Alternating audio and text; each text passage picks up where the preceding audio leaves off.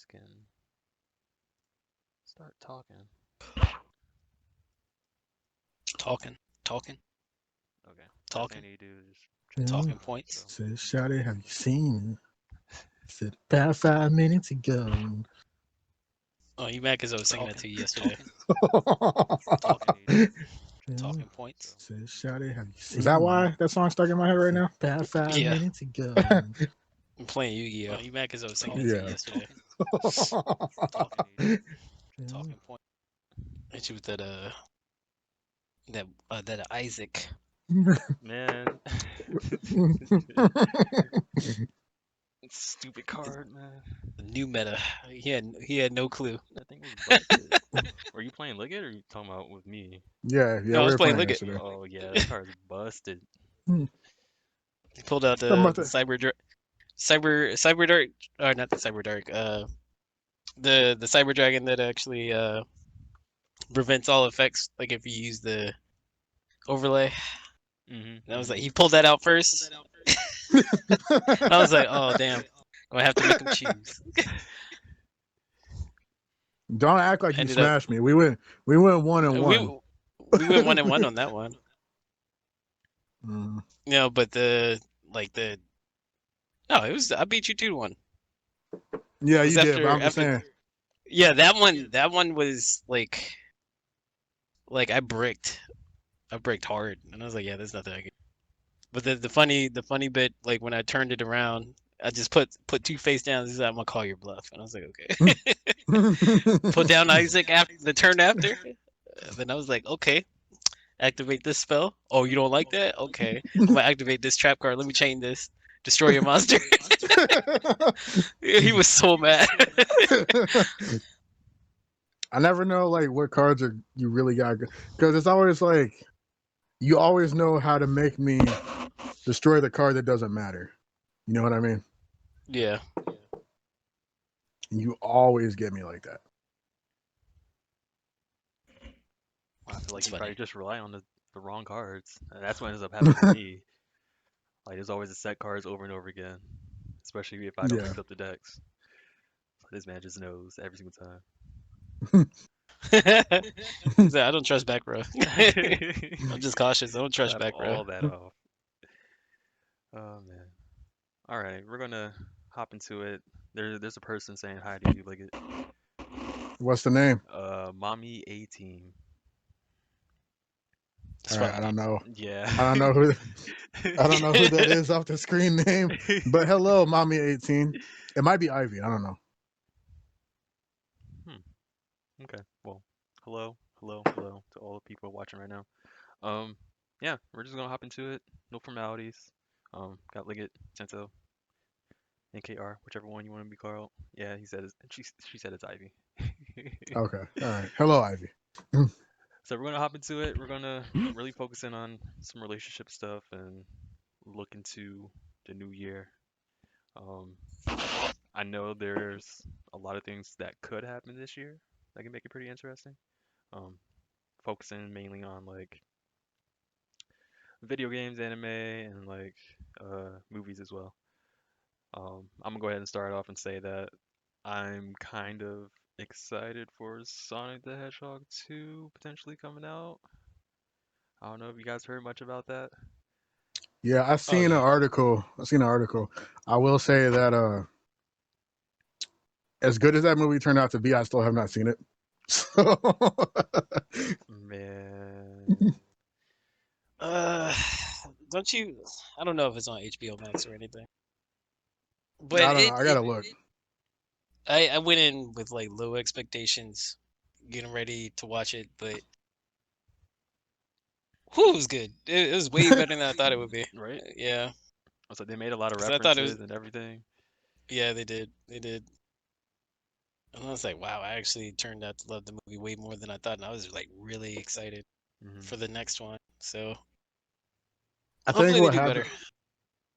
better. I think what happened with me is that when Sonic, it was at the end of its theater run, and that's when we kind of went from like that's when we kind of went into full swing with COVID, and people they started switching stuff to like online. So like you had the option to buy the movie on like streaming platforms, but it was still like $15 or something like. And I didn't want to pay $15. You know, I just wanted to pay like $2 or $3, rent the movie because I didn't think I was gonna watch it more than once, Hmm. and I just kind of forgot about it. But like, I do want to watch it, and the fact that they are like supposedly bringing Knuckles in the second one, uh, Mm, it definitely has piqued my interest. yeah. I don't know how I feel about that. I've seen Yeah, a couple I things. have mixed feelings about that. Like I would 'Cause love to see Knuckles in the big screen, but at the same time, from what I've seen, they're talk. I don't know if it's legitimate or not, but there's like a whole petition thing potentially going around trying to get The Rock to play the voice of Knuckles. please no. I was like, that could be good. I don't know, man. I don't know. I think it could be good, but at the same time, I really don't want like this super mainstream actor. Even though The Rock is cool, you know, I'm cool with The Rock. Okay, so if you could pick any actor for your fan cast for Knuckles, who would it be? Don't ask me that. I don't I don't even know enough the actors like that. Like I don't watch enough movies to be like, oh, I love this voice or I love that guy's voice or anything like that. Well, Um, the original actress for Tails did Tails, the movie, That's neat. It's like a little. but she like I don't see why they chose Ben Schwartz, but Ben Schwartz didn't do I think he did a good Sonic, but like they could have dug back and got Roger Craig Smith. They could have got uh, I forgot the original voice actor. It was It's Jaleel White. You talking about um, no, no, like no, OG no, Sonic? no. Well, they could have did. Oh, that would have been dope if they actually did Jaleel White. I'm talking about the original Sonic from Sonic Adventure. I want to say his name was like Ryan Drummond or something like that. If they did Jaleel White, yo, that would have been dope. That would have been nah, How would because you that feel would if have like Jaleel that would White? have huh? So how would you feel if Jaleel White has a cameo in the second Sonic movie? Just like it's like a Mm. random If he passerby just or something. oh yeah, I would enjoy that. I would flip out over that 100%. nah. I Like they could. definitely go ahead. No, I'm saying they could do that with like any of the voice actors. Like to kind of like make it funny, like Tails runs into his voice actress in a coffee shop Hmm. or something like that. Yeah, I wonder if I anybody think would that'd be pick dope. that up. Hmm? I said, I wonder if anybody would pick that up though. Eh, probably not. Like only like I would say like only like the hardcore fans would know. I need Yeah. to stop shaking my. But only the hardcore fans that know. Like people who just play Sonic games, like they were like, oh, I didn't know that. After they look it up, I didn't know that. Right. That's how they would react. Right. Do you think? Do you think the main people that they like tailored that movie towards was more for like people who are a fan of the games and comics, or do you think that like they're more focused on like casual moviegoers and just trying to get kids in the seats? I think it was mainly children, but based off what they sprinkled in, that it's for Sonic fans in general. Yeah. I think But it. yeah, I like I said before, I went in with low expectations because I knew it was a children's movie. So Yeah. which is definitely the right uh, move. Like that's definitely gonna yeah, that's money. But yeah, like Shadow the Hedgehog, that's for teenagers. That's gonna be PG-13, maybe rated R. are they doing that? Um, Is that a thing? no, no, I'm just Yeah, saying, they should. based That off would be interesting. the game. You didn't play the game? Yeah, I played the game. Yeah, this man All cocking a those pistol. Like, yo, That hearing was oh Sonic funny. say the word damn for the first time was something else. yeah. He's like, damn. I'm like, whoa,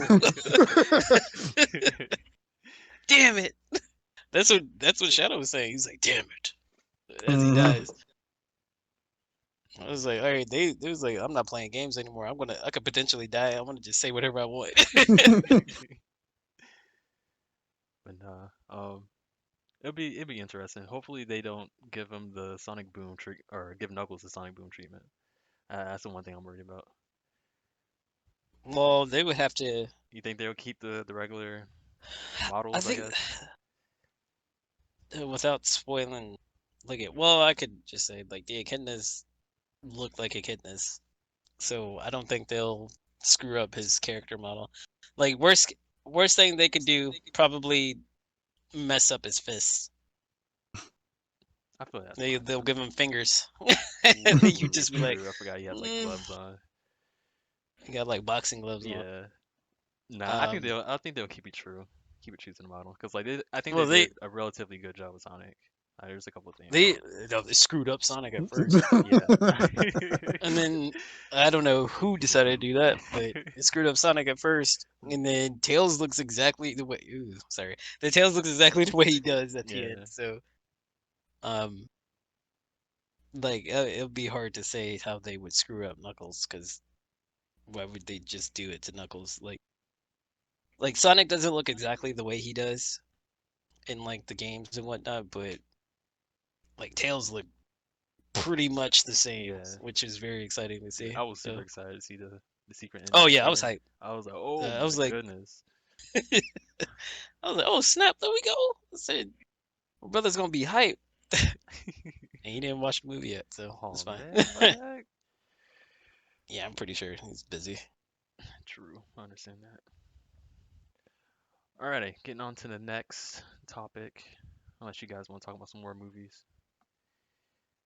I don't know. I don't have like any other movies off the top of my head other than the Mortal Kombat news, which there's not really actual news because I saw that the IMDb page updated their release date, Excuse me. and I saw that the Wikipedia changed, but like I have yet to see a statement from like HBO Max or like Warner Brothers or anything. Yeah. So there's not really much to talk about. Which like if it does end up getting released on HBO Max, just like they did with Wonder Woman, that'll be cool. I'm just curious to see like how well that's doing because I know that's pissing off the movie industry when they're releasing all these movies on HBO Max because you're basically the the movie industry feels like you're putting movie theaters out of business. And I'm really curious to know how many people streamed Wonder Woman 84 on the day that it came out Mhm. versus like when Disney Plus put out Mulan because you had to pay for Mulan on top of already paying for Disney Plus. Mhm. And I'm curious to see which one of those strategies worked better. Things are going to go moving forward because I do think that with these streaming services and releasing movies straight to the streaming service, um, there is a potential to put movie theaters out of business based on like audience reaction. Mhm. But so I think that'll be interesting. I mean, like I might miss the just the experience of going to the movies, but I don't really care one way or the other. Like if I can sit in my house on the day a movie comes out and watch it without having to pay like $16 for popcorn and all that, I'm good. I'm not gonna be tripping too hard. So Yeah. That we'll is see how true. it goes, I guess. I think. Well, I hope along the way we do get to a point to where the movie theaters do come back in full effect, because I think that ultimately that's the better experience. Um, that being said, it's going to be a little bit of time before we do get to that point, Yeah, and I feel like there could be a lot of changes to the movie theater. Because I know they're doing like viewing parties and all that, and I would assume that they would probably be raising their food prices to make up for lost time, yeah, and like the idea of that everyone's going to be flocking back to movie theaters, because I know a lot of people have been missing out on that, so I could see them taking advantage of that. Um, but yeah, I think it's going to be a little bit of time before we even get to that point. yeah, yeah. I just think that with all these changes in the meantime, a lot of the ways that a lot of these companies are trying to adapt and make sure that they don't lose as much revenue. Hmm. Uh, a lot of the things they're doing can be done long term. So, like if I can stream my movie straight to a a streaming platform that I can still make money off of and completely cut out the middleman, which is like the movie theaters and all that. Hmm. Like if I can still make my money without having to spend as much money, I'm probably just gonna do that. You know what I mean? Yeah. So Sounds like you don't So think it'll it's be gonna come interesting. back. I don't know. Like I think a lot of things are going to change just because people are seeing that there's different ways to do things, nowadays, and just like the level people. I think people are motivated by convenience. You know what I mean? Yeah, that's definitely true. And and like and the convenience of the people who are like watching these movies translates into dollars for the companies making them. Like you might lose out on box office sales, but we might see some kind of switch where how like in music how like album sales they include like streaming numbers now. We might see something similar in the movie industry where streaming numbers affect box office numbers and whether or not something is considered a success or a flop. Hmm. So I think that might be interesting. I definitely think the landscape's going to change on a permanent level Yeah. in some way. You know what I mean? I don't think things are going to go back to the way they were at all. We might get movie theaters back up, but I don't think they're going to be like they were ever again Hmm. completely. Hmm. Well, it's safe to say that about pretty much everything, like between schools and workplaces and even recreational things. So I think that's definitely on the right track, but we'll see how long it will take to actually get to that point to be able to find out. But yeah, I think we should just move on. So New Year's resolutions. I'm not too big of a fan of New Year's resolutions because I'm starting to get into this mentality that I need to just start doing things now. Otherwise, I'm gonna just put it off because I am a chronic procrastinator. Um, so this podcast is kind of like one of those resolutions. I wanted to get it started like before my birthday back in November. That didn't work out, but here we are now. We started. We got something going. So I want to keep this going, and I need to get back to the gym. Like that's, I know that's so cliche, but that is definitely one of the things I need to get back into because I am feeling like Modoc stuck in his chair, minus the big head, but I got the fluff to carry that. But yeah, that's my big thing, Invest in water bottles. dude. Get those water jugs. Mhm. Get like a big gallon milk. Fill it up with water. That's your dumbbell right there. There's Like, an that's what I idea. did. Really? That's what I did. Yes. Like every time somebody would come over, what do you guys got that thing of you got a thing of tea? Oh, like a big old thing of tea sitting there with water in it. What do you get real thirsty? I was like, no, we use that to lift. Big milk jugs. Yeah, no, I needed that. I will take like two of the handles in my hands, and I'll be like at least 15 pounds, and I'm just like, because the gyms were closed. I did the dumbbells like shot up in price. Like it's like Uh, $300 for like uh a set that goes up to like 25 pounds. I was like, yo, this is that's stupid. ridiculous. Dang. Yeah, I couldn't find barbells or dumbbells. I couldn't find dumbbells like anywhere really. Like it's still to the point where like a lot of gym equipment is still not in stock at like Walmart and stuff like that. So Mhm. Yeah, yeah, just people buying it, and it's gonna sit in the corner of their room. That's Yeah, what's gonna honestly. happen. It's like nobody really wants to sweat in their home, but if the gyms are closed, you're gonna have to sweat at home. Yeah, dude, I would like to sweat at home before I go to the gym. I'm thinking about buying like actual like a squat rack and all that stuff, but I'm like where I'm at currently, I'm like where would I even put it at? Like maybe outside, but at the same time, I don't It's think that'll cold work out. outside, Yeah, I was like right now it's pretty chilly at times, but it's not too bad. But I don't know if I'm gonna invest fully into anything right now. It's like maybe some more dumbbells, but I don't know. but that's your resolution is to go back to the gym. Even if it is cliche, I still think it's a good resolution. Yeah. I definitely need to because I bought various workout equipment all quarantine and it's just kind of like I said, it's just kind of sitting in the corner of a room. I'm literally on my PS4 looking at it, stare at me from the corner of my eye like bro, you need to I be need you right picking me there. up. just sneaking a pump every time. It's like if you play like a fighting game, we're playing SoCal. Every time you take an L, you're not allowed to touch that controller until you get 10 out. Bruh. You gonna mess up your arms. You Well, won't I be mean, able if to live. He said that's where you stop. if we start doing that, I'll never work out because I'm never gonna lose. Oh, okay. Okay. Fair Right. enough. Mess around, catch a hand cramp. Lifting the dumbbells all Sento, what's night. your you got resolution, Sento? Just keep saving. Like I trying to stay consistent in what I've been doing. That's about it. Keep saving, saving money. That sounds like Yeah. more problems. Yeah, more money, more problems. And that's what I'm just trying to do. Do you have like a strategy for that? For saving money? Like, is there a certain percentage you're going through? Trying to hold on to? You have a budget? That's a good question.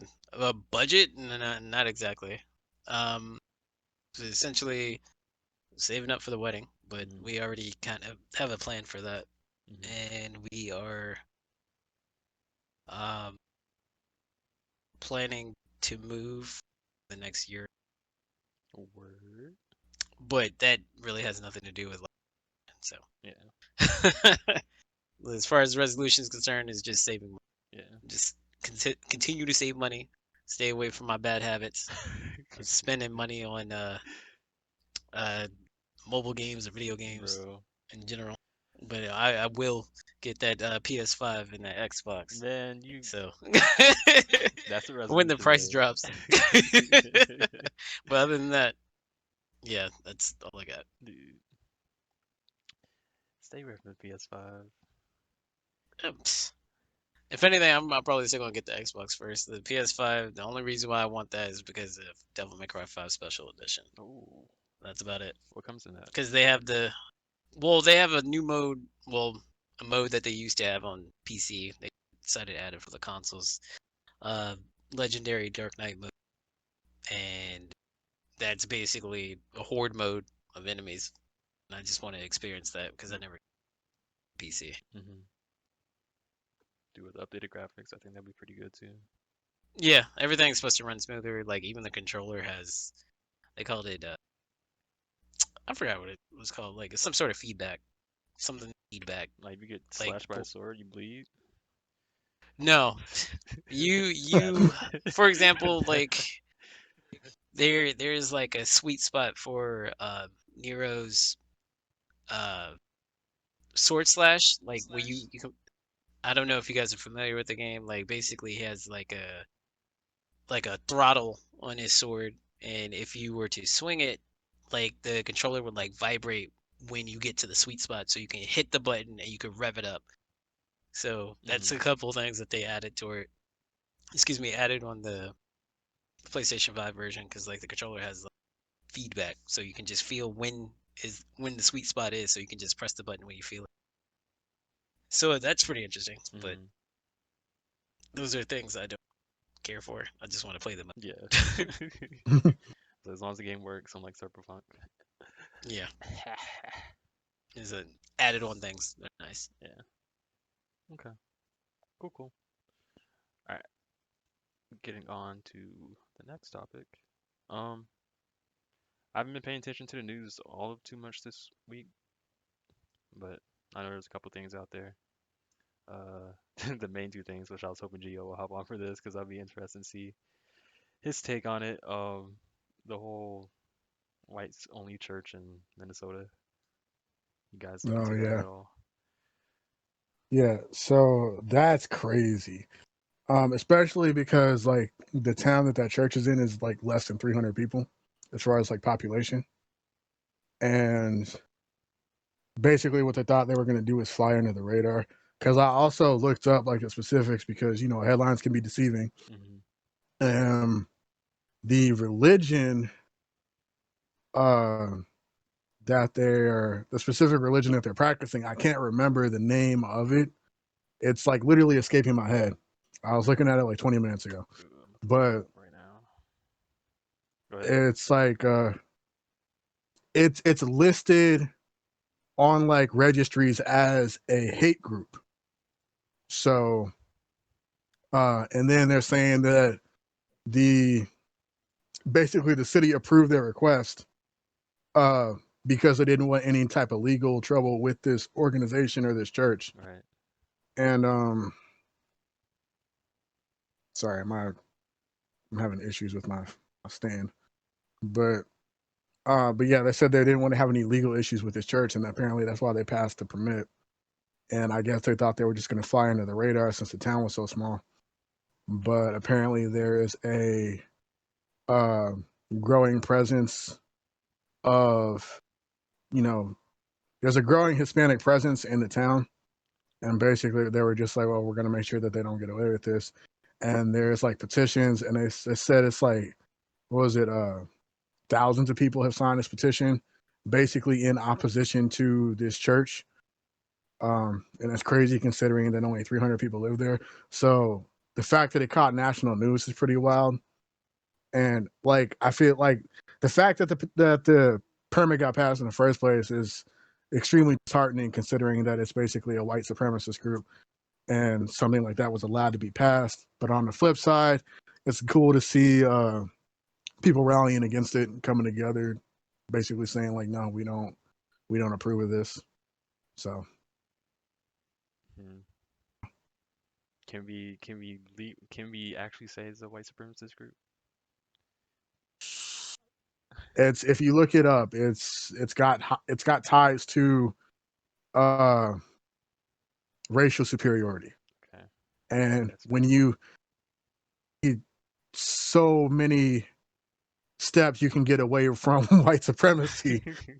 if your religion is based on the ideal that one race is superior to another. If you believe one race is superior to the other Ooh, that's races, hard. and That's you're hard. Like it. That's hard. The reason why I say it's hard is and because you I know certain religions have um the idea that the darker your skin are, your darker your skin is, then like the more sinful you are. I think, and please don't quote me on this. I think that's kind of, I think that's what's in like either old school Mormonism or like the basic Mormonism. I'm not sure exactly which one it is, but based on what I heard was um the reason why they go around and try to convert people is to get into heaven, and then if you have darker skin, the more sinful you are, and then you're almost like more points or something like that. yeah. I don't know like the specifics, but it's something similar to that. So it's kind of hard for me to say that like you're just automatically a hate group in a way or supremacist group. But maybe But them when like not allowing people to join in to the church, it makes it a little bit different. I'm gonna say maybe maybe under different circumstances, maybe Mm. I can rock with your argument, but in this specific instance, we're dealing with white people who only want other white people in the church. You know what I mean? So I don't know what else to call it if that's not white supremacy. So True. Yeah. Okay, I get your drift. Now, to your knowledge, was there any violence involved in people trying to sign the petition for this? no, I like I said, I don't know. It's not like I actually saw video coverage of this. It's literally just articles, and I had to do most of my own research on it because it's just headlines. And again, some of them are real clickbaity, so just had to kind of follow and um, figure it out. But like I said, it hit my Google page, as news that I would be interested in. So I don't know. Maybe I'll look into it a little bit more. But to my knowledge, there was no violence against the church. The church didn't commit any violent acts against anybody else. But I again, because like I said, I think they're just trying to fly under the radar, and then they ended up catching national attention, which is probably the opposite of what they wanted. But Hmm. you know, Mm. Okay. Tinto, did you hear about the Breonna Taylor incident? Her bust. She had a Oh, bust her in bus getting California. destroyed. Yeah. Any thoughts on that? Yeah, I mean that's something I expected. There's a lot of hateful people out there, Yeah. and there's a lot of people that want to believe what they're fed. Granted, we all get different information from different sources, so I mean, you get what you want, Mm-hmm. and what I mean by that is Like like you're gonna confirmation believe what bias. you want to believe. Is it that some people say that she was a drug dealer, which necessarily, from our viewpoint, was not true. It's just mistaken identity, Mm-hmm. and then they want to pin it on her and her boyfriend. But there's some people that actually want to believe that she was a drug dealer and that you know to justify like everything Yeah. that was done against them. And then I've seen or heard of comments of some people saying that she was actually a symbol for racism, which is one of those moments just like, how is she a symbol for racism? I would love to hear that explanation, but I wouldn't be able to pull that out of my butt. So uh, I think it's disgusting. But the person that created it, they said that they were going to make it out of a material that's a little less destructible. So that's nice to hear. Yeah, I think they're gonna try to remake it out of bronze. Be So Bronze. they should Okay. use adamantium instead. Adamant. But yeah, it's definitely a weird situation to have to deal with this all the time over and over again. And to your point, um, I guess we kind of can just go ahead and segue over to relationships. Um, Definitely relationships between our friends and family is kind of like what influences us to believe what we believe a lot of the times. I think the older we get, depending on if we choose to fall out of that mentality that everything our family tells us and our friends tells us is like the thing that we should believe in. I think if we get out of that mentality, then we're able to create our own worldviews. But it's kind of hard to do that if you don't move out of your town or if you don't get out of your friend groups, get out of your family groups to experience all the different things, which um, I'm thankful for because my family, military family, just like y'all two's as well. I'm not sure if you guys have the same point of view as far as moving around and be able to meet a bunch of different people and experience different lifestyles and whatnot. But I'm really appreciative of the opportunity that my parents gave me. Um, so with that, we're gonna jump straight to relationships. So I kind of want to talk about like what makes a relationship good, what makes it healthy. Um, I know we have a bunch of different ideas. I've seen a lot of different things. I've seen a lot of other people's relationships. I've experienced a couple of relationships, mainly just like friends and family. I just want to talk about friends and family, not like significant others or anything like that. Save that for another day. Um, but yeah, I feel like just probably just this past couple years is when I really started to focus a little bit more outside of myself because I've been so into doing sports I was doing for throughout high school and in college and also focusing on getting schoolwork done and all that. And so now I'm trying to like really get get in better contact with the people that I really do appreciate. Like it's nice to be able to get closer to you guys again. Talking to Stefan and Maurice and all those guys, and then even some high school homies. Talk to them, start gaming with them again. So just curious what you guys think is like a good healthy relationship, like with boundaries and all that stuff. Want to go first, like it? all right. I know it's gonna be a little cliche to say this, but I do think it is kind of a 50-50 situation. And I think that whatever may have you, like you said, not specifically being relationships between significant others, but whether it's between like a parent and a child, or two friends, or siblings, or cousins, or even like coworkers, I think that mutual respect is necessary for any type of healthy relationship, and the ability to communicate, just be honest, open, you know, difference of ideas doesn't necessarily mean that you have to hate each other or argue all the time or whatever.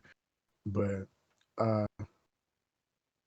I think it's important to know what the other person expects from you and vice versa, and whether or not you feel comfortable bringing that to the table, or whether or not you're able to. And if you're not able to, then you need to communicate with that person instead of pretending that this is what you want just in order for you to get something out of it. You know what I mean?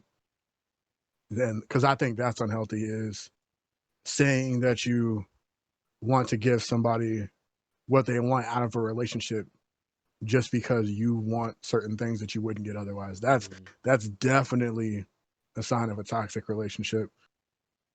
But you know, I don't want to get too deep into that specific area of it, but I do think that communication is key, and respect is definitely something that needs to go both ways for a healthy relationship, Mhm. regardless of who it's between. Yeah. How do you feel about the whole parent-child dynamic as far as how do I want to put this? Okay, for example, one thing I've noticed, um, depending on the parent, depending on the child, the younger you are, the less your parent listens to you for certain things. Like there's like a knowledge base, I guess, pretty much a hierarchy. Hmm. They have all this knowledge, they have experience, they know what they're talking about usually. And then the child is just less experienced, less knowledgeable. How do you feel about that dynamic as far as I'm going to listen to my child to see what they're actually saying and trying to respond and respect how they're feeling, what they think about the world and all that? Because a lot of times, and I kind of seen this with myself between my relationship with my parent. Well, not so much. We didn't really have any bouts, but I've seen relationships where it's like whatever the parent says goes, which to a certain degree I agree with that.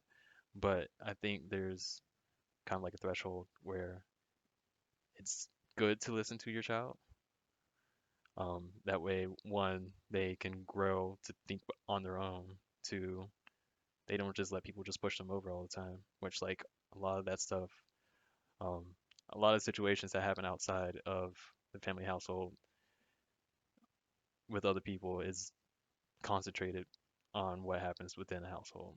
So pretty much the same way you act with your family, it's typically how you might act with people outside the family, if that makes sense. So I I kind think of I got. agree with you to a certain. Sorry. No, go ahead. No, I don't want to. If you got something to say, I don't want you to like forget it. So, No. I had what I was gonna say, but I'll say it. Um, I kind of got partially of what you were saying.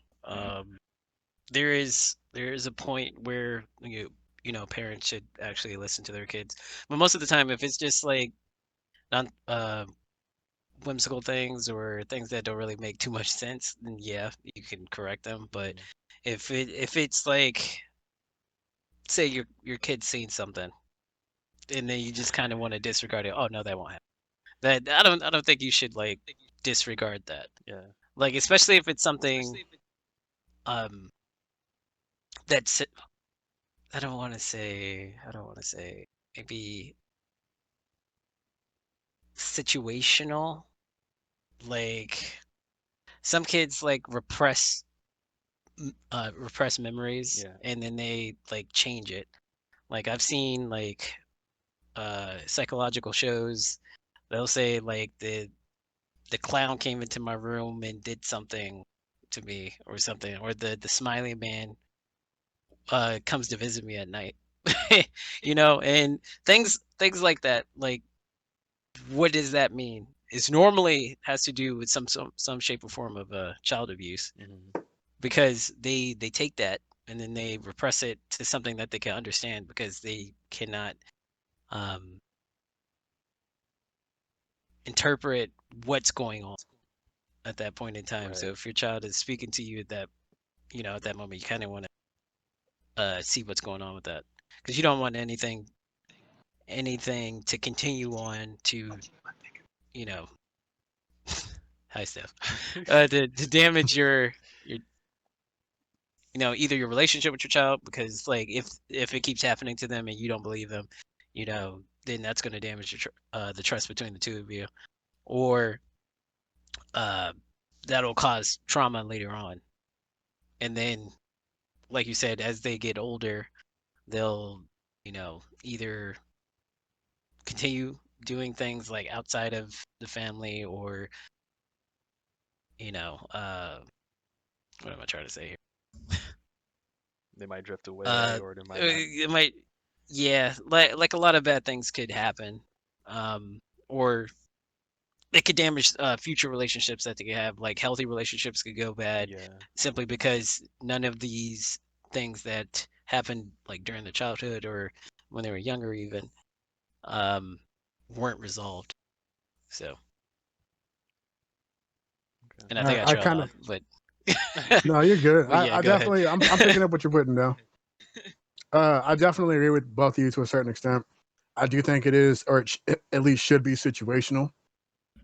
Because obviously, like kids are gonna be kids. Kids don't know certain things about the world, and that just comes from a lack of knowledge, experience, and understanding in general. And sometimes kids just want to do goofy stuff. You know what I mean? Like they're like to play pretend and all that. So you know, like I think it's situational. I think in regards to like keeping your child safe, then yeah, you should definitely play the parent role and things like that. Like hey, like if you got a 5-year-old and he says, hey, I want to go play in traffic, obviously like no, this is not going to be a conversation. I'm going to tell you no, and that's going to be the end of it. You know what I mean? But uh I think as far as like figuring out identity and just figuring out who they are, I think that children need to be allowed to express themselves um and be who they want to be. Like I don't believe in basically trying to make your kid a miniature version of you. Yeah. So, you know what I mean? So, just because, oh, well, there's something I never got to do growing up, I didn't get to play college ball because I busted my knee in 6 places, you know what I mean? And now I'm going to make my kid do it. Like, if your kid wants to do it, that's cool. Yeah. It's But okay to don't be out expose here them trying to. to, Living vicariously through your kid. Yeah. Yeah, definitely. Expose the kid yeah, to the things that you're interested in. That way you can generate a common interest and actually have a relationship based around that thing. But if yeah, they're and, showing like not liking it, disliking whatever that thing is, and just let them Hmm. fall off of that.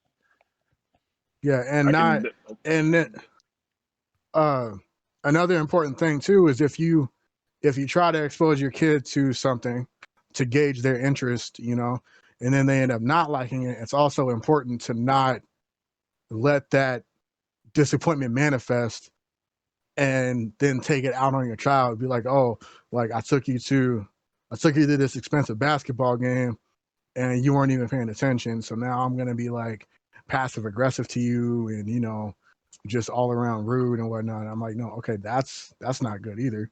But I think I think it's definitely situational, and I think that when a child is younger, there definitely should be, uh, you know, a difference in the type of relationship. Like obviously, like a parent should be more strict. A lot of the decisions when your child is younger should be based on like safety or just general care for your child. But when your child starts to get older and starts to develop, personality, and they start interacting with more people in more places outside of your house, I think it's important to listen to what your kids do like, don't like, how they feel. You know what I mean? Um, not project, not try to project your hopes, dreams, failures, all that onto your kids. Hmm. So, but yeah, to sum it up, I basically think it should be situational. Yeah.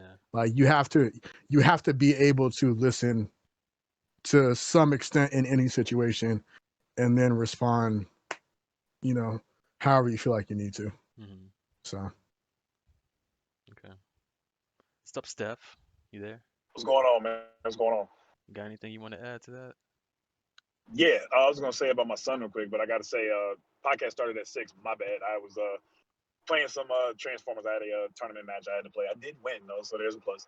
But yeah. The plug. And then I looked at the top. I was like, oh no, it's podcast. Damn it! Shoot. But no, I was just gonna add in about my son in terms of everything.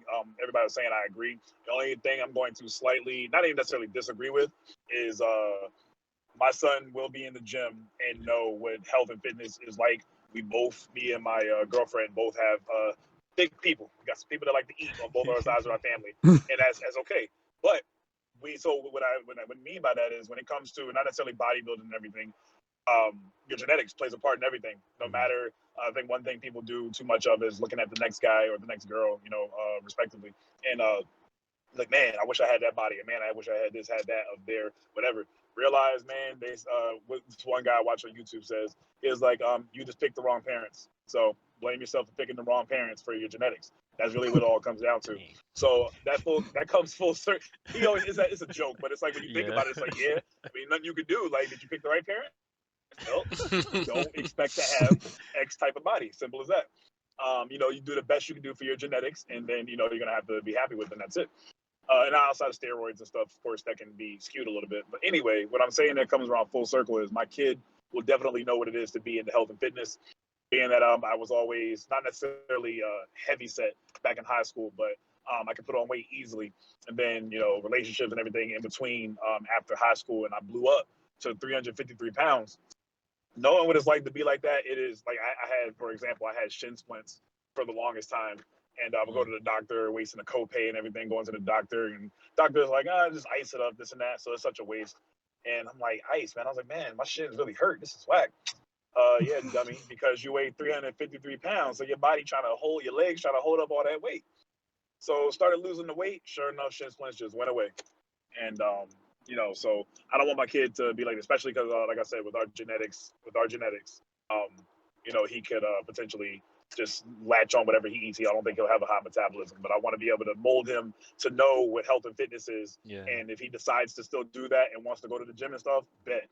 But if he wants to be a nerd, and I say that with love, if he wants to be a nerd or do whatever when it comes to computers or whatever, he's going to be a strong nerd, and he's always going to know about what the correct things to put in his body, and he'll know the difference from not giving him soda and giving him all these things, setting him up for failure when it comes to your health in the long run. So it's just not going to happen. So like I said, even if he doesn't want to be in the fitness, in the end, he'll still know what it is to be in fitness. And then if he ends up getting fat, be like, hey, I told you, you spent how many years of your life going with me to the gym, doing workouts and stuff, little 30-minute workouts or whatever, you know what I mean? And so I'm not going to be mad at him if he, ends up doing that. But all you can do is tell him, like my mom told me, all I can do is tell you. Whatever you decide to do after that, that's on you. Deal with the consequences, whether they're good or bad. I agree with you, but I think that's a little different because that's health based. You know what I mean? So I still see that as like taking care of your child. That's just one of those things. Well, because most parents don't do that. But I meant like, and when I say, I'm not necessarily disagreeing with what you're saying, I just want to add on to like another portion of that. It's like, I don't want him. I would love for him to be in the bodybuilding with me because we can do that forever. That'd be dope, father son. But if he don't like be into it like I am, that's okay. But at the same time, he's still gonna have to know what it is to be, you know what I mean, work out and all that stuff from the gate. So that's all I was saying is that I don't see right. I don't see anything wrong with that because that's a health thing, and I don't see that as something that's like detrimental. You know what I mean? I was saying like projecting onto your kids in a sense of like, I don't even want to say like necessary to life because I guess that could be taken in like a billion different ways. Yeah. But just like, real as quick, far before as you finish, I don't want you to think I was talking against you. I'm just adding on to what you were talking about because I agree. No, I know, but like that's okay. I know, I got you. I'm just saying that like, I'm talking in a sense of like interests, like hobbies. Like I don't think.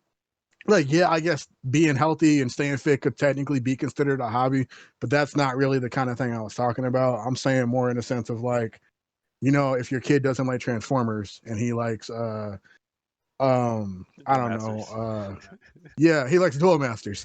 They'll try to force him to play Transformers and be mad at him and take it out on him, and like our life is like different and I treat him differently because he likes a different card game. Yeah, I agree. I agree. No, you're right. That's definitely. I mean, I'll be kind of like tight about it, but at the same time, I'm not even gonna worry about him trying to be in the cards or whatever. If he is. I'm definitely gonna let him rock. And when his life is molded and he's 18 and out the house, I'll be like, hey man, you chose this life. I told you a couple things. I'm not gonna let you do nothing insane, like like you said, jumping in the street and doing a whole bunch of stuff to end your life. But everything else, be like, hey man, this is the path you chose, so don't get mad at me. Then you have to choose a different life path if you're not down with this. So, but it's all love. Yeah. Mm-hmm. So y'all ain't gonna let y'all kids do what y'all did as kids? No. No. That's another one. You I know feel what? like that's Nerf guns. the I ultimate. did Nerf too guns is a big much. one for me. That's the ultimate I slap to me. Yeah, I did too many wild things. Like bro. looking back, I got lucky. I jumped downstairs. I did backflips off a trampoline. Didn't break my neck, fortunately. Yeah, Landed on fences. No, I can't do that. yeah. Bro, I like think I know you. one small thing for me is Nerf guns. My mom didn't let me have Nerf guns in the house, but yet still, she didn't realize I was playing Mortal Kombat, and Mortal Kombat they ripping people's heads off with the spine, and it's way worse than a gun because I think I'd rather die by a gunshot than having my spine ripped out with the head. Bro, if you So could do When that in you real life, I'm trying to see that. Wow. I'm just saying, but What I'm being would I funny, rather? but you know what I mean. Like Yeah. it's just yeah.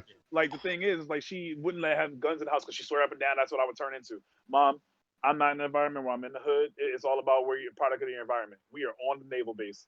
I'm protected. That's not gonna happen. Just playing with Nerf guns in the house ain't gonna do nothing. But it didn't matter no way because not like I had anybody to play with. It was just my mom, and it ain't gonna be shooting my mom so she could slap me. So I mean, No. like it wasn't gonna. It didn't benefit me at all because I didn't have a little brother or sister, and we were always outside playing. So playing Nerf guns outside ain't ideal because it's better to shoot a Nerf gun. And I'm going deep into this unnecessarily now, but when I think about a Nerf gun, I don't want to be outside shooting Nerf guns. We're gonna lose most of them Yeah. shooting outside because Yep. ain't nobody trying to run and go pick up the bullets. It's way better in the house. So I say that to say it's definitely gonna do the Nerf gun thing. Me, Jazz, and Jace in the house shooting each other up. You know. So yeah. Now, I will say this. And again, this is not something I'm trying.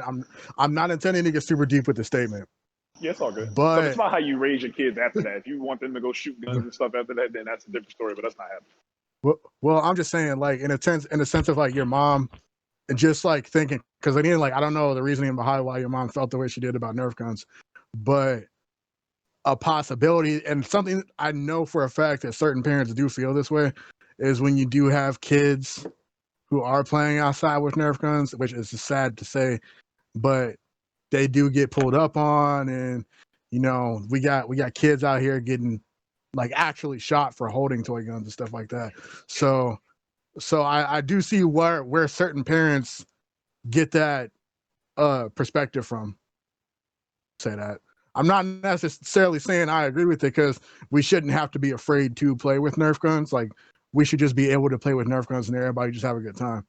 But some Yeah. kids, some kids do get shot outside by people for holding Nerf guns. So I do understand certain parents' fears and stuff like that. Again, not saying I agree with it, but I understand. Thank you. So 100% agree with that. And like you saying that, I mean, that's all the more reason why we're not going outside with the stuff. For to be mistaken for a real gun, especially with the color of the skin. Don't need no cop trying to pull up my kid. It's a real gun. So you point that out because, like I said, Nerf guns will stay in the house. yeah. So, very good. Word. Cool, cool. All right. So still kind of staying on the same topic. I'm curious what the relationships that like how we view our relationships with our siblings, because I know I can speak for myself. My relationship with Kel, my brother, is has changed so much since from when I was a kid. Like before, it was just like Kel was just a plaything to me. We just have fun together, play video games, chill out, watch TV shows, whatever. But like now, definitely, and it makes sense because like we get older, we experience different things, we know how to connect a little bit better. Um, Definitely more life experiences allowed me to feel a little more comfortable and better relate to my brother. So I'm kind of Word. curious what how that's gone for y'all, because I know I've heard from you since you talked about how y'all used to fight a whole bunch back in the day, and then like now it's a little bit different. Like just have a more of a respect. Yeah, it's more of a understanding thing. Hmm. Um, we both gone through like different things growing up, but I was always supposed to be like the uh protective brother, but things don't always play out the way it does, but I always did, like when we were younger, um try to look out for him. Like there's numerous times where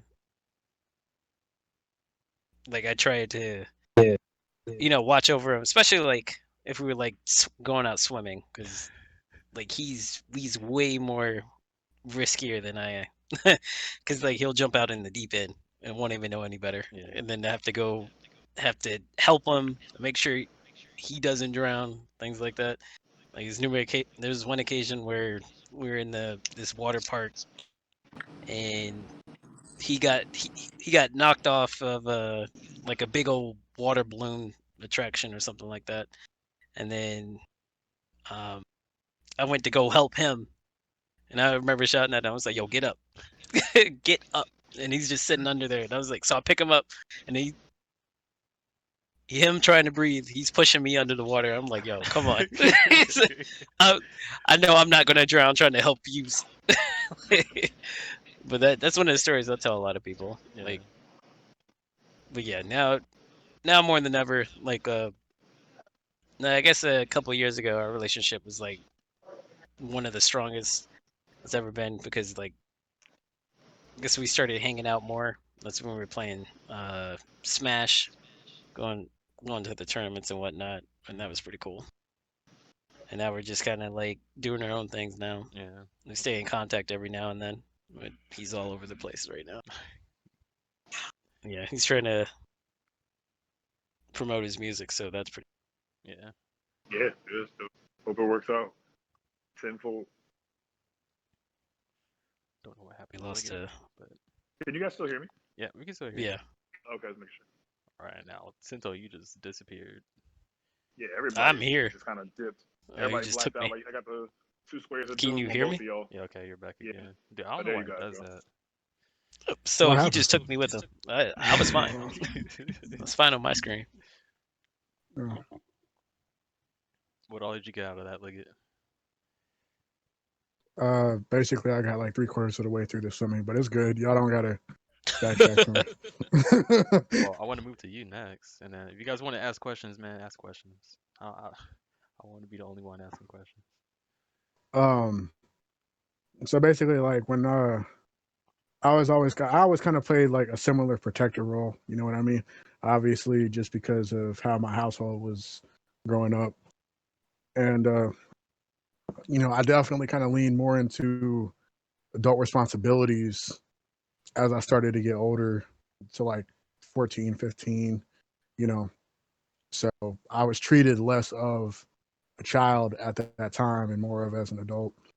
Um, but there's always this kind of this silent thing. It's like all my siblings look to me like I'm supposed to know what I'm doing and what they should be doing, and I'm just like, bro, like I'm out here figuring it out. Like I'm at least y'all can look at me and decide how you do or don't want to screw up.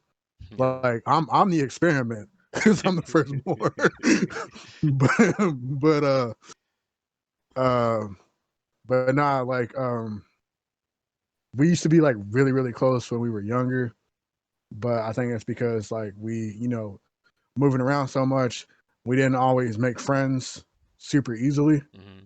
Especially like we have very different personalities. I'm a lot more extroverted than any of my siblings, so it's easy for me to socialize and make friends and whatnot. Versus my siblings are extremely introverted, so they would kind of just.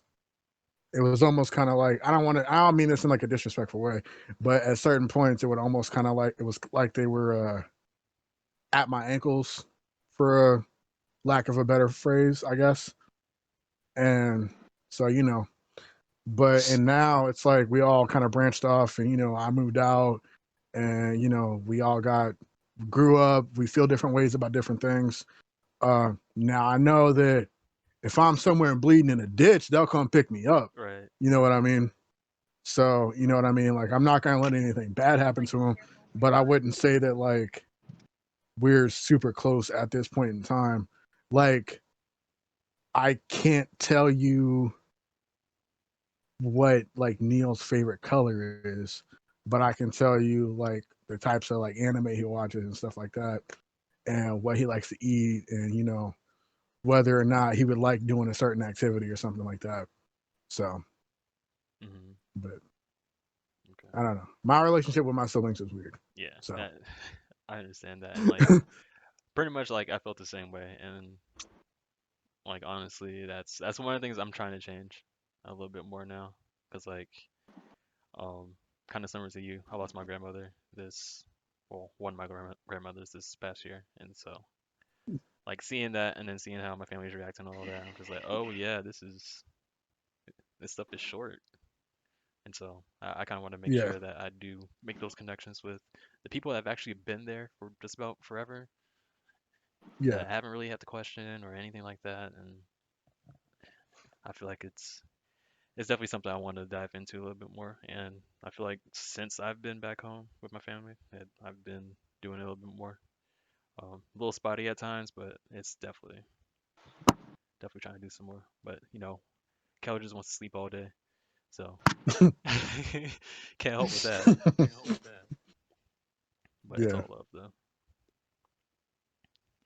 Got anything you want to ask Stefan? Yeah, with me and my sister, it's kind of simply put, 13 years apart. My mom had Sedasia. Obviously, like I said, when I was 13, and at that point, yeah, just starting out to be a teenager. I am not trying to all of a sudden have to be put on me to watch, my sibling. Uh, can't go outside. And even when we go outside, I have to like cater to her because not like she can just come running out with me because she's not, 5 years younger than me, just a couple of years younger than me. She's a whole 13 years, younger than me, and I'm 15, 16 now with a 2, 3 year old. Got to take her outside, give my mom a break from, work and all this and that. So me and Sadasia never had a great connection. I still beat a homie's ass for her, obviously, always. I always protect her. But like we, in terms of like that closeness, we don't have that, and we still don't have that. But we're still cool. Like we still talk all the time. Like there's no issues or anything. But it's definitely not as close as it could be. But like I said, 13 years apart, that's asking a lot. My mom, tried to get me to be more, in connection with her and stuff. But again, when I was young like that, I wasn't trying to hear that. I was trying to Yeah. go do my thing, and so it came at a. I want to say, when I say a bad time, say that with love. It came at a interesting time. There we go. Came at an interesting time in my life where I'm just branching out, wanting to move out, get me a job and do it for myself, big into Yu-Gi-Oh, traveling all across the country to play that. So with focus on that and just becoming a young adult, there was no time that I wanted to spend, talking about trying to. Okay, I was gonna say trying to have a sister. That sounds bad, but that's not exactly what I mean. But Yeah. like I say, just didn't have the type of relationship with that's such a stretch of time, and that happens a lot, I think, with siblings, unfortunately. But we still cool. So and everything's all love. She is going through some things right now. I wish I was there for it to be able to like help her lose some weight because she's gained some weight, and if I was around, definitely help her kick back in the shape. Same with my mom too. Both of them, to be honest, they can be my guinea pigs for when I become a personal trainer, whatever that is. So help them get in the shape because my mom, they really want to do it, but and it's really just about accountability. They know what they need to do. I feel like everybody knows what they need to do. It's just about staying consistent, and sometimes motivation isn't it. I think you need to have discipline. Discipline beats motivation. Discipline is greater than motivation because you need to treat it like the fact that I don't want to get up to go to this job, but you got to go to that job because you got bills to pay and things. You have bills to pay and things like that. So you have to treat it like that. And unfortunately, your motivation is just not going to come until you're ready to do it.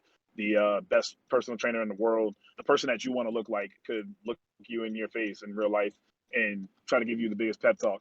And that might help you for like a week or two. But if you're sincerely not ready, it's just not going to happen. So you go at your own pace, and you just realize what you're getting into if you don't get into it. So don't get mad at yourself or be mad. I mean, I'm hypocrite because I'm mad at myself sometimes too. I'll eat bad or overeat sometimes, and hey, I think it's definitely I don't want to get big into it. It's like chemicals in your brain and stuff. You have like these gray areas and stuff, and like you just don't care sometimes, and Mhm. you're eating bad and you still just don't care. So it's when they say it's a battle within yourself, it's sincerely a battle with yourself. Like no joke. It's about nobody else. You're not trying to bench press more than the next guy next to you. You're not trying to be better than anyone else but yourself. So it's cliche, but it's so true. Yeah. Um, so like I said, I wish I was there with her and well, both of them closer anyway. We're only about 2 hours apart, but especially with COVID right now, 2020, I don't think we saw each other once, maybe earlier in the year. But besides that, yeah, I don't remember. Yeah, when we went to go see my grandparents, yep. When I went to that tournament in Florida. So, yeah, I just wish I was around to help them out and keep them on track. and see a soda in their hand, knock it out their hand. No. Uh, but God willing, they'll get it done. I mean, they both want to try to lose weight and stuff. So, I just, I guess I probably should make more of an effort to kind of like what Tevin was saying with reaching out and like being more in tune with your family and people that have been there. Of course, my mom been there since day one, obviously, and not having a father in my life, my grandfather did a great job, but he was always there like a father, should be. So my mom tried to play both roles since I was 4, and trying to get through life as is. Like I said, it's all a challenge, but it's all good. Just gotta keep the faith and keep it moving. That's really it. So Hmm. Word, man. People are loving I it think in the that's chat. it. Word. What up, chat? With that in mind, I was gonna kind of segue off of that. What is the relationship with yourself? Because I know I brought up a little bit as far as during COVID, I was kind of messed up a little bit. Um, but even before that, like all the other stuff that's happened, all the different experiences that I've had, going through breakups and all that stuff. We went around because I know like when I left Pennsylvania, moving away from y'all, I didn't want to make any friends at all when I went to Alaska initially. I was just like, man, forget about it. I'm just chilling. I'm gonna get through school Yeah, and then I'm just call it good. Get back home, play some games, chill out, whatever. So I know like if since then I've gone through like a whole metamorphosis of like the way I think, um, the way I see the world, and like pretty much everything else. um yeah, so like I kind of had that same mentality as you when I moved away. Because there was a good year where I did nothing but sleep, stay in my bed, and play Xbox. I was like, man, I'm not trying to be here. I don't care about anything. And like my whole mentality towards being in St. Louis was like, my goal is not to be here. My goal is to move back to Pennsylvania. So emotionally I wasn't here. I didn't want to make any friends. I didn't want to build any relationships because my plan was never to permanently be here. And eventually, just living life and, doing what I had to do to survive, obviously, with like, my family situation, uh, through like different jobs and stuff, I started to make like different types of friends and acquaintances. And I found myself in situations I didn't really plan for. And now I have people that I really care about and they really care about me. So that definitely helped. But like you said, like I also changed because that's over a decade ago now. And I changed and I grew, and the way I saw the world grew. My beliefs, the way I saw the world changed. My beliefs changed. My values changed. Um, I'm pretty happy with the person I am, but it was hard work getting here because I think as men, and I think as Black men specifically, we kind of have this negative stigma on mental health. you Yes. know uh I know definitely in my family, whenever my dad was around, it's, oh well, you're sad, you should just suck it up and keep it moving type of stuff. Oh, crying isn't manly, blah blah blah blah, this, that, and the third. um so there is this kind of toxic view of mental health, like that, as men, that men share altogether, but Black men, there's like a whole other level to it. So I just kind of ignored it. Then there was all this outside pressure to like be cool and fit in with the cool kids and whatnot. And, or you got to look and talk and act a certain way to get girls or whatever. So things that like I'm focused on, but I'm not paying attention to how I actually felt. You know what I mean? So uh, I do think it's important, like, to take care of yourself, like really take care of yourself and what you actually want, and not what, like take care of you and not the image of you that people want you to see, or like, the person that people want you to be. You know what I mean? Like, you really got to take care of you. If you want something, you got to make sure you get it, because nobody else is going to do that for you. So like, I'm happy with myself right now, but like I said, it took me a lot of work to get here. And I went to therapy. I'm not afraid to say that. Like, there's a stigma against going to therapy, and therapy is not just for like near death experiences. You can go to therapy if you had a rough week at work. You just want somebody to talk to. Maybe uh maybe certain groups of people aren't good for those types of conversations, and something I learned is that you can't put that on your friends, especially not the same friends all the time, because like while they might be helpful some of the time, they also got stuff they're going through, and sometimes they're not going to have all the answers you need or the answers you're looking for. So I think therapy needs to be destigmatized as like a negative thing, and take uh we need to take care of our mental health a lot better and our emotional health. But I'm happy with who I am. I made mistakes. I was a shitty person at one time. I did really shitty things just like anybody else. But uh, I'm always trying to be the best I can be in the moment. And then be teachable. You always have to be willing to learn things from somebody else so you can keep growing and you don't hit a plateau. Sorry for getting long winded there, my No, bad. man. But Some great information. Also, I feel like not a lot of people really dive into it or even face like everything that's going into their life. Um, Sometimes we're forced into the situation where we do have to really look at ourselves and be like, hey, yo, you messing up. Hey, yo, you're sick right now. Hey, yo, you need to really change some stuff up. Um, and like that really happened to me. Like when I went to my first breakup, I was a freaking mess and I had nothing yeah, but time to myself. And I already really liked time to myself, but like in that situation, it was like it was forced on you, and you're you're forced to sit there and you're forced to think about things. And sometimes you can't help what you think, and you really just you marinate in it. And it's either you try to change your mentality by actively putting energy into changing habits and whatnot, which that in itself is really hard to do. Um, or you just continue to sit in it, or you try to ignore it through whatever pleasures that you have going on in your life.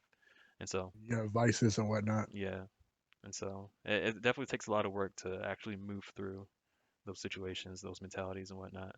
And even just like negative speak about yourself, that's something I looked at myself and was like, when did I start saying negative things about myself and actually like believing that negative demon in my mind? Like, where did that come from?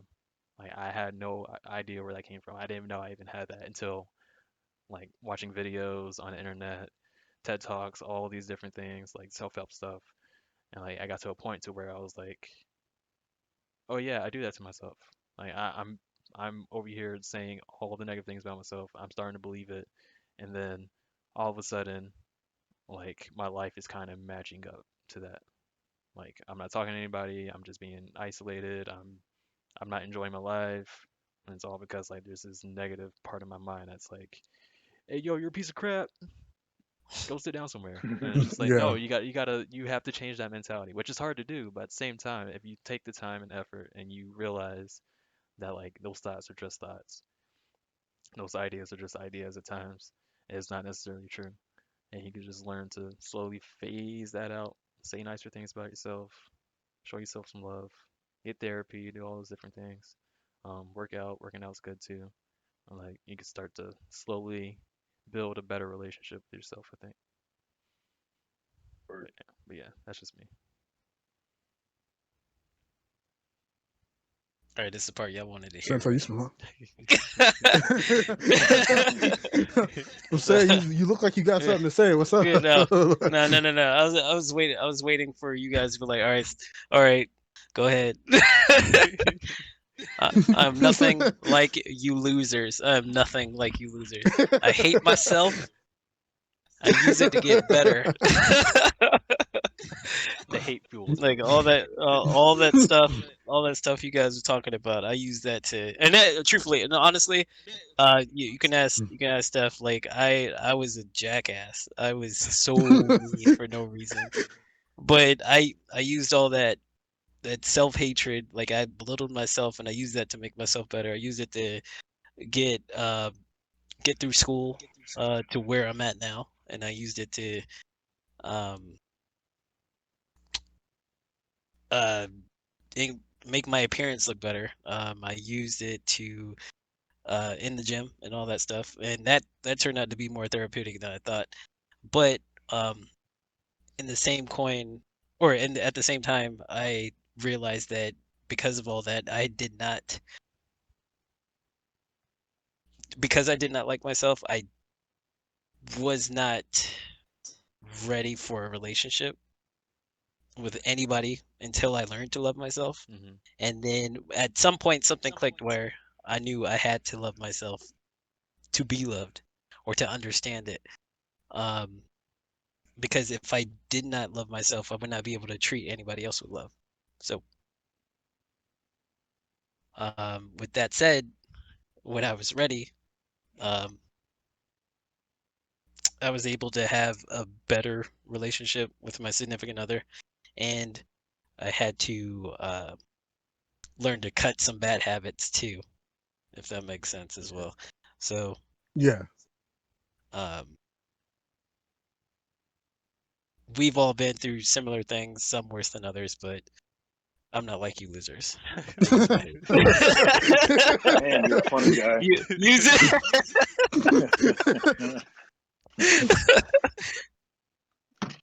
Bruh. Do you think that was the best way to go about it? Do you have any qualms about it? Uh, do I, Like do I regret the it? order of I'm just gonna push through the hate, use it to fuel me versus I I'm gonna didn't deal with it. like the first time. If you guys really want to talk about like self-loathing, and all that stuff, uh, I've never really experienced it until like a few years ago. So that was my first time going through it, but I knew I could not, let it drive my life down, Yeah, even though I wanted it to. yeah, So I did the best I could to distract myself and to make something out of it. If you want to use somebody as an excuse, like a breakup, like going through a bad breakup, um, my translation to that was is try to be the person that she wanted me to be or believed that I wasn't. It's like, oh, this is all you're ever gonna be. You're not good enough. So you gotta make yourself good enough. That's the way I thought yeah, about it. yeah. Okay, okay. What you got, Steph? Eh, Stefani, you I there? want to make this. I'm here. I'm here. Okay. Making this quick, man. I think a lot of what I did was okay. This is not gonna be quick. A lot of my so starting out when I started out when I was 18, and finally moved out on my own. My biggest thing was at one point, shout out again to my mom. Like I said, she was playing both roles, and as best she could, and she sacrificed for me my last year at in high school. Instead of going to Massachusetts, we stayed in this. When I look back in hindsight, man, that place was nasty. It wasn't the worst ever, but it was nasty. Like we stayed with a lady that she met at the daycare that was watch my kid, or what my kid, Jesus, my mom's kid, Sedasia, on the naval base, and she worked it out with her that we stay with them for the year, just so I could finish my last year of school with all my boys, with all my friends. And in hindsight, I should have just left because I knew I'd come back anyway. It was just for a year. I mean, and I also say that when I'm looking at everything backwards, I say that because like, dang, Steph, where you just gonna leave like that senior year? But yeah, because I would have came back and look how long I did leave when I finally left. I left in 2007, right when we had our freedom, to like 2011 or something like that. Something like that. So it was like I should have just went because it was not. yeah, What's that? I say yeah, you're right. The 2011-ish. Yeah, yeah. And then I came back and then I blew up and I was 353 and they were like, okay, what did you do with Stefan? And it was like, but yeah, man. So I ultimately, when I look back at my life, I really wish I would have just listened to my grandparents. There were a lot of things, and I'm gonna get to that in a second. There were a lot of things where it's like, nah, I'm gonna do my own thing, and I'm glad I did it my way instead of listening to them. And then there's some things where it's like, nah, I should have moved out on my own.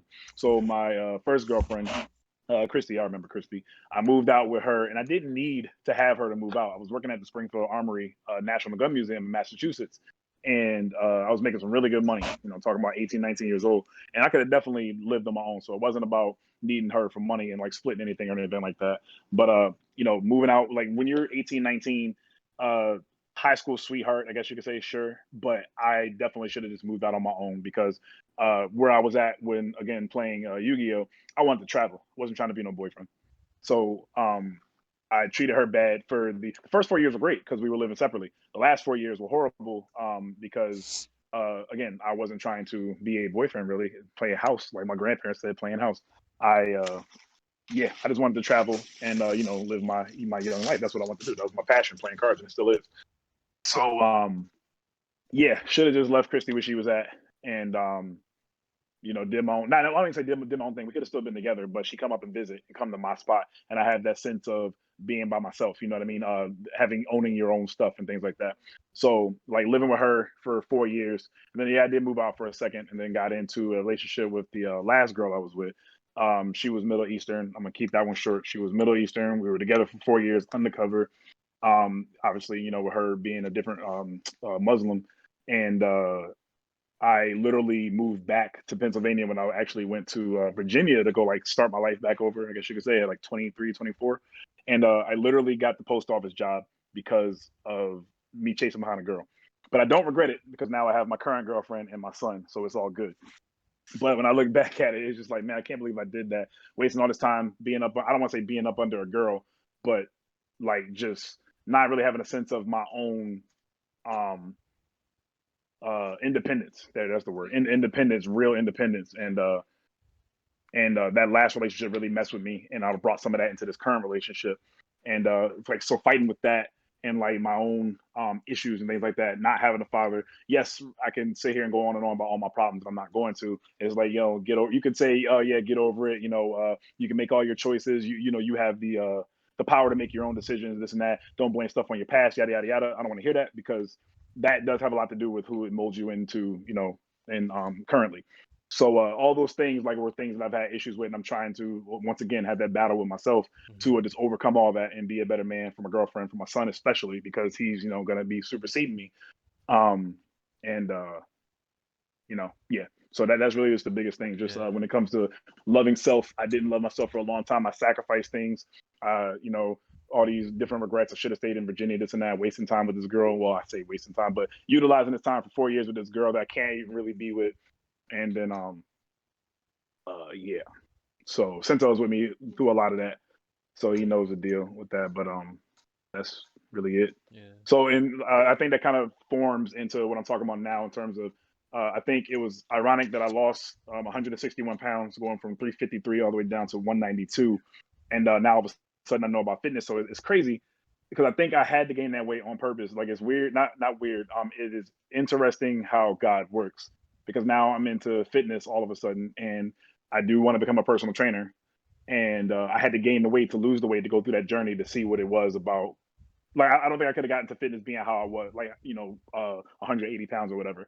I think like learning and having to do that fight that I did to lose 160 pounds helped me see things in a different light permanently, and not like relapse and get back up to 300 something pounds. So I'm using that as a tool to help with life in the future, especially like I said, for my son, that goes tenfold with what I said, 20 or so minutes ago with helping him out. And he just knows about fitness, whether he wants to stay in it for life or not. But yeah, that's it. Bro. Well, I thank you guys for opening up there. I know Oh we yeah, touched no doubt. some, We family, man. This is easy. bro, but yeah, it's in a public setting though. It's a little bit different. Yeah. It's still easy. It's still, as long as it's with y'all, not by myself. It's still easy. It's all good. Next time I'll just pass it to you. Oh, it's all good. I don't got no problem because, like I said, I do think we need to be more honest about our emotions. I do think society conditions us. Society conditions us when we're young because we see all these things on TV and like in movies and whatnot about how quote unquote black men are supposed to look, in act, general. feel. In general. There's a lot of Yeah, power in doing everything we just did, talking about and opening up about our personal lives. It's This is actually not weakness at all. There's a lot of power in that. literally why I'm doing Yeah. this. This is exactly why I want to do this. Yeah. So Whether I people want to think realize this it or type not. of I think this type of stuff is important because it'll definitely like maybe this will give somebody the courage to be honest with themselves about themselves, and kind of reflect on on their life and how they feel about certain things. So, and I want to see more young men being with their emotions and being able to have healthy relationships with themselves, their families, their friends, significant others, so we can kind of avoid more of these toxic situations. And that way, ultimately, I feel like if we can destigmatize, talking about, because a lot of people are scared to talk about emotional health and emotional intelligence and mental health. And I think if we can get around that, we can get to a lot more meaningful relationships. We can get to a lot more deep and powerful conversations and stuff like that. So I think the So you, the current well, sorry to cut you off, but I think the current issue with that right now is like it hasn't been made to be like the sexy thing to do. But I feel like once we get to that point, That's growing though. That's growing since like even a decade ago. I think especially with like these outlets that we have like Twitch, where people can just hear us hmm talking about this live and then like go back and listen to the playback while they're at work and stuff. Like podcasts have been huge in the past decade, and just being able to like let all this stuff out, I think, and have it's like a chain reaction. Like us talking about it is going to get a guy or girl, listening to this potentially, the courage, give them the courage to potentially open up eventually at one point in time or whatever with their friends or whatever. And yeah, I think like mental health is a big thing, and like us just continuously talking about it, something that hasn't been talked about. I don't even really remember back in high school. I think is a really good step, and it's just going, of course, unfortunately, take a long time, but one step at a time.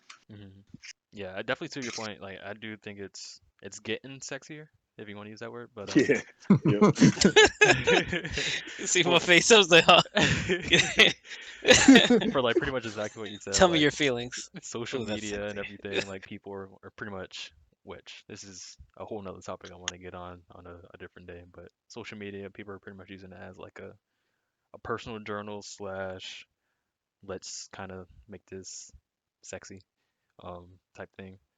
Um, and like Twitch as well, like you're in a space where you're creating a community where you can be yourself, completely yourself, and you can even purge out the people that are trying to go against that. So, um, I think we are like moving in that direction to actually make it sexy, which I think is pretty cool. I think it's gonna get better and better as time goes on. Hopefully, it can be done in safe, like in a safe absolutely. way. But yeah, since we're going to ask something, sorry to cut you off earlier. No. No, I'm No, sorry for it my. was good. No, it's okay. All right, I I'll had go. an opening for a joke. I decided not to say Oh, okay. I'm glad I cut you off then. My goodness. All right, we kind of just ran through a bunch of different things. Um, yeah, I'm gonna leave it there as far as we're not gonna switch topics just yet. I'm not sure if you guys want to add anything else to that, the whole relationship with yourself type deal. Anything else y'all want to Stay focused, have faith on the progression? No, no question. It's I gotta okay. on say on on your progression progression. request. Stay on your progression with no question. That is not actually patented yet, but it will be. So don't steal it. Thanks. Steal it. uh, nah, man, like this is cool. Like, you know what I mean? So, like, I'm glad uh that I'm fortunate enough to have friends that I can be honest with. And I do think it requires a certain level of maturity, which can only be found through being honest with yourself and, true growth. Because like something I learned over the past few years is that everybody changes over time, but change doesn't always necessarily mean growth. Like you have to change to grow, Right. but Preach now. like hold on, like okay, so Preach it. you can change without growing, but you can't grow without changing. You know what I mean? Bars. So I think it's important because like when I look at myself and the person I was 10 years ago, even I would have slapped the shit out of myself. So like I was on some dumb stuff, uh, pretty much in every aspect of life, and Like just even like I think what really helped me, aside from having the amazing friends that I do right here in y'all, but I think what really helped me was getting to travel around the country, meet different types of people, get introduced to more diverse groups of people and associate with different types of people. I found the crowds I really didn't like being around, and I found crowds that I love being around. So I think that really helped. And I'm at this point in my life, I'm more worried about taking care of me and the people I care about than maintaining any kind of image or whatever.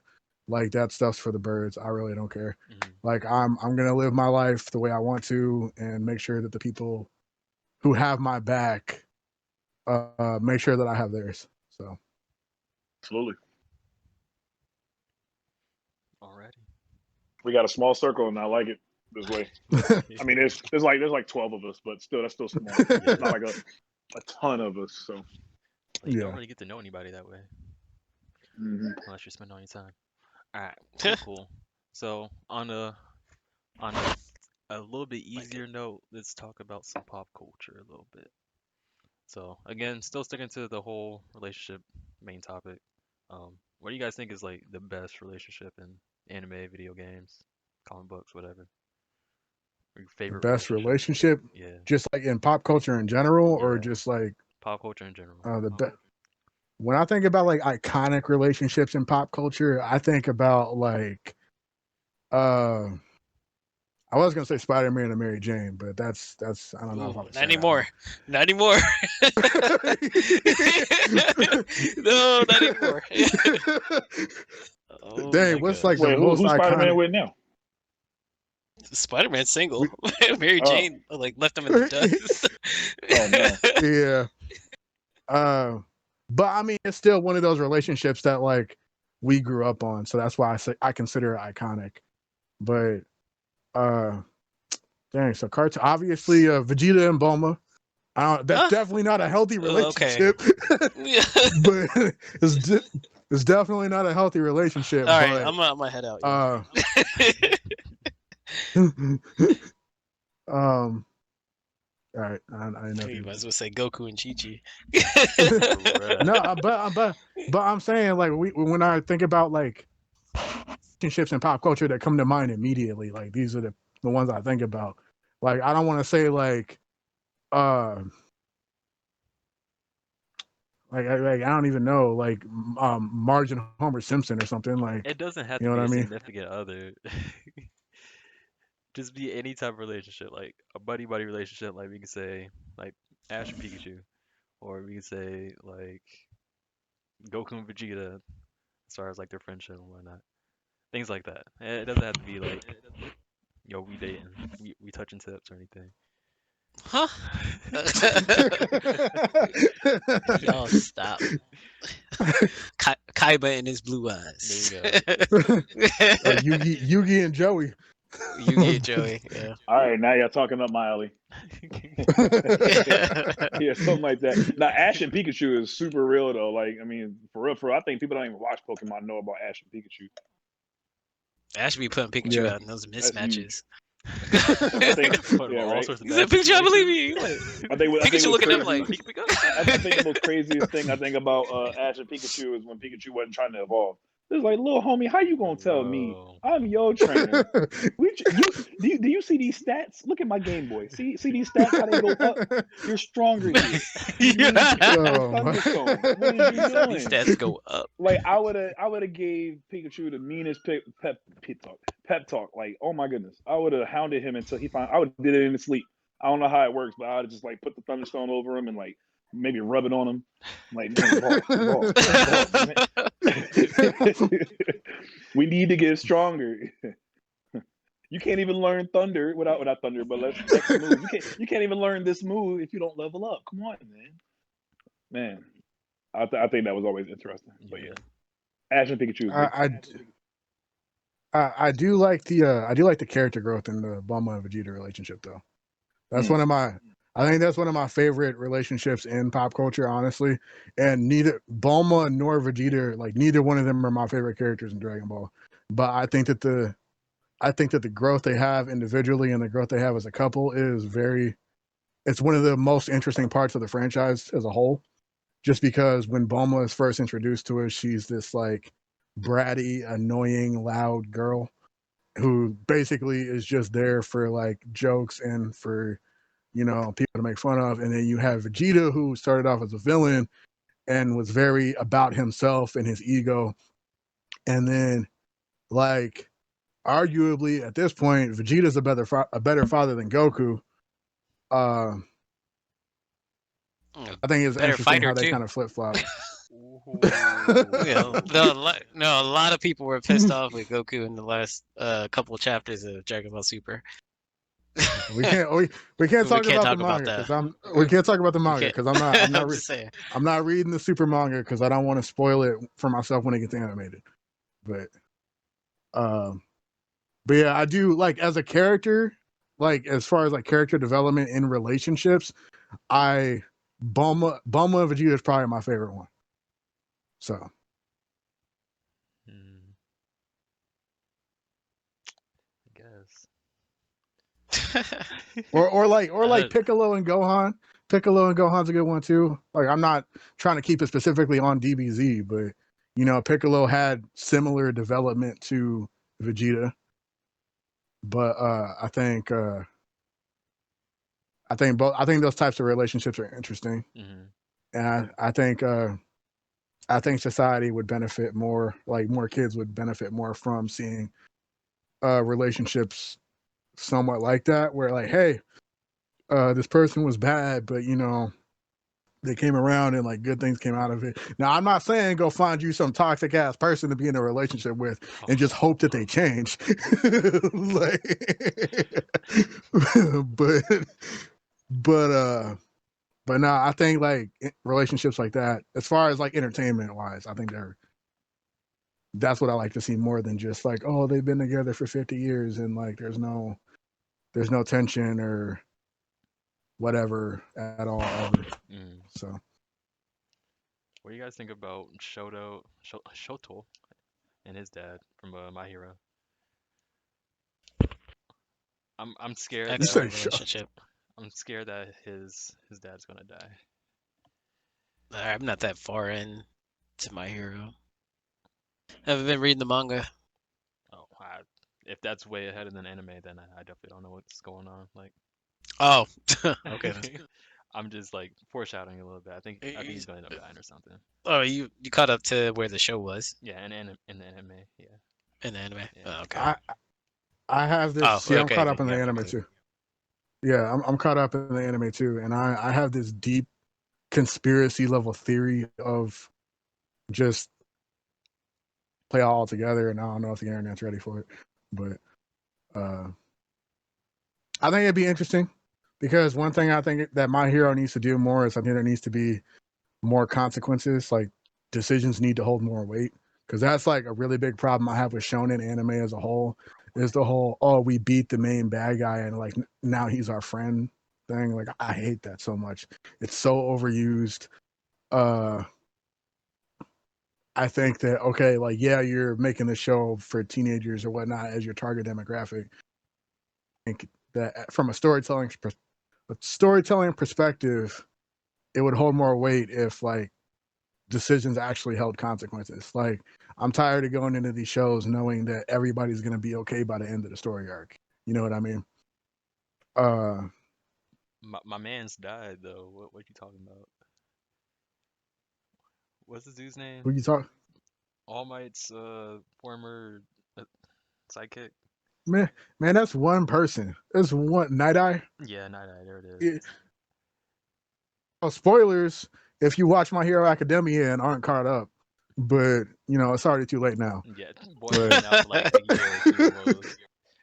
All Might got his nose uh, jabbed up. He's popping blood every now and again. Like there's some yeah. obvious situations that led to really bad consequences. I think All Might's gonna die. I think All Might's gonna die, and I think it'll probably be sooner than we want it to be. And I think that people just need to get themselves emotionally ready for that. I was hoping he was already gonna die. My If we're being honest. My unpopular opinion, I think whenever they were fighting Stain, I think Ida should have died. Like straight up. Because you got this whole thing being told through Deku's eyes. And the whole message about the show is like, being virtuous and being the greatest hero and whatnot. And they literally have this conversation about how they're right before Ida goes off to fight Stain, they have this conversation about how you're not supposed to be reckless and do things out of vengeance and blah blah blah blah blah. And then Ida does exactly what they say not to do, and he tries to go fight Stain by himself, and he gets wrecked. I think, and then like people don't agree with this point of view because they say that this theory basically is just character development for Deku, which I guess it kind of would be. But I think Ida should have died, and that way Deku could kind of see what happens if you like veer too much off the path and react too much out of emotion. And then that way it would have held some real consequence because you would have had a main character who was actually close to Deku stray off the beaten path a little bit and actually have consequences for it. But again, that's kind of using another character specifically for Deku's character development. And I can see why people don't like that. Yeah, But I'm not a fan of that just because like the characters I end up liking in a lot of anime is not the main character, and so that's like a total gut punch like every single time. yeah. Yeah. I was like, if they would have killed off Rocky Re- and Naruto, then I would have been pissed off. Like, it's already bad enough they Rest in killed off peace, Neji. Neji, who was like one of the Yeah. coolest characters, who could have had like the greatest character development of any anime. Between him and like maybe Vegeta, but like, Did y'all know that Akira Toriyama wanted to kill Vegeta? I think I heard about that. yeah, I think I've seen that somewhere. Yeah, He tried Akira to, he Toriyama. technically killed him twice. No, but like the Frieza saga was supposed to be the end of Dragon Ball, and basically at that point in time, the franchise was making so much money, they wanted Akira Toriyama to keep writing, and that's why he killed Vegeta in the Frieza saga, because that was supposed, like Goku turning Super Saiyan and beating Frieza was supposed to be the end of the series. But they're like, no, this is making money, this is printing money, you got to make more. So he kept writing, and then the fans like really really liked Vegeta, and he would begrudgingly write stuff for Vegeta. But that's kind of why Vegeta gets his ass kicked so much, is because Akira Toriyama hates Vegeta. Akira Toriyama's favorite character is Piccolo. His favorite villain is Piccolo. Piccolo was his OG. Yeah, but yeah, Akira Toriyama does not like Vegeta, and that's why Vegeta gets treated the way he does, and that's why he gets folded like almost against every villain that shows up. It's messed up. All right, cool. I think we'll Gohan end should it. have took the cake. Should have took the what? The cape? I said Gohan should have took the cake. When I also like through seeing all that, I heard that Gohan was supposed to be the one. Like he wanted to try to end it at the Cell Sagas after the Cell Saga too. Yeah, And I think. Sorry. oh no, and then they wouldn't let him do that. So with the Majin Buu, he was I think Mystic Gohan was supposed to end it, but then Yeah, it was like no, Goku needs to finish it. yeah. So they ended like up letting they wanted I think Akira Toriyama wanted Dragon Ball Z to be to Gohan what the original Dragon Ball was to Goku. You know what I Yep, it mean? was supposed to be a story. Yeah, that's why we start off with in the beginning of DBZ with Gohan as a young child, just like we started off Dragon Ball Z, or just like we started the OG Dragon Ball and Goku that way. But like nobody liked Gohan, and I think everybody's favorite Gohan moment is when he fought Cell. And other than that, like good Gohan moments are few and far between.